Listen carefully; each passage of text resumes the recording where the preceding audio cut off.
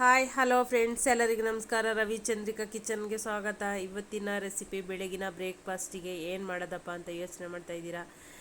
ನಾನು ಇವತ್ತು ಸಬ್ಬಕ್ಕಿ ಸೊಪ್ಪಿನ ಇಡ್ಲಿನ ಮಾಡಿ ತೋರಿಸ್ತಾ ಇದ್ದೀನಿ. ತುಂಬ ಸಾಫ್ಟಾಗಿ ಟೇಸ್ಟಿಯಾಗಿ ಕೂಡ ಇರುತ್ತೆ, ಒಳ್ಳೆ ಘಮ ಘಮ ಬರ್ತಾ ಇರುತ್ತೆ ಸಬ್ಬಕ್ಕಿ ಸೊಪ್ಪಿನ ಇಡ್ಲಿ.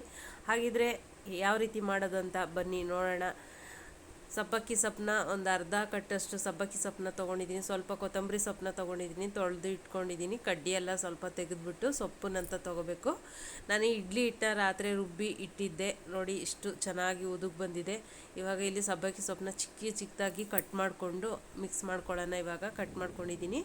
ನಮಗೆ ಎಷ್ಟು ಇಡ್ಲಿ ಮಾಡೋಕ್ಕೆ ಎಷ್ಟು ಹಿಟ್ಟು ಬೇಕೋ ಅಷ್ಟನ್ನ ತಗೊಂಡು ಅಷ್ಟಕ್ಕೆ ಮಾತ್ರ ನೀವು ಸೊಪ್ಪನ್ನ ಹಾಕ್ಕೊಂಡು ಮಿಕ್ಸ್ ಮಾಡ್ಕೊಳ್ಳಿ.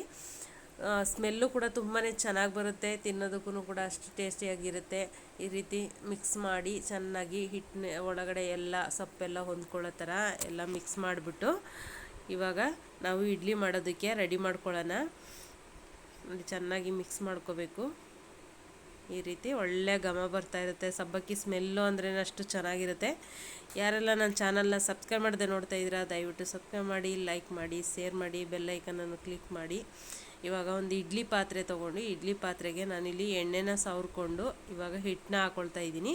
ಆ ಕಡೆ ನಾನು ನೀರನ್ನ ಕಾಯಕ್ಕಿಟ್ಟಿದ್ದೆ. ಇಡ್ಲಿ ಪಾತ್ರೆಯಲ್ಲಿ ನೀರು ಕಾದಿದೆ. ಇವಾಗ ಇಡ್ಲಿಗೆ ಇಟ್ಟು ಸ್ಟೀಮ್ನ ಮಾಡೋಣ. ನೋಡಿ ಇವಾಗ ಇಡ್ಲಿ ಬೆಂದಿದೆ.